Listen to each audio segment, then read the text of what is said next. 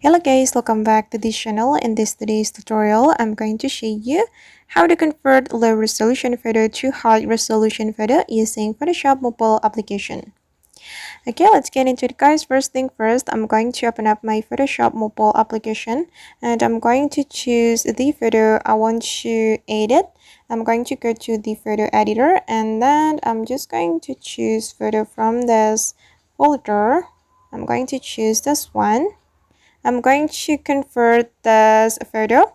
So if we want to change or convert a low resolution photo to high resolution photo, we can apply HDR effect to our photo.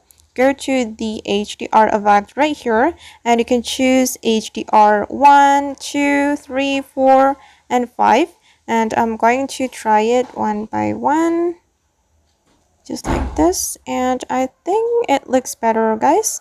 It looks better with the HDR1, and I'm going to increase it like that, and this is the result. As you can see, it looks better than before, right? I'm going to show you the before and after. This is before I apply the HDR effect, and this is after I applied the effect.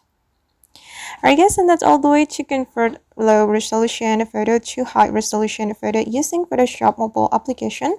I hope this video will be useful for you. Thank you so much for watching and see you in the next video.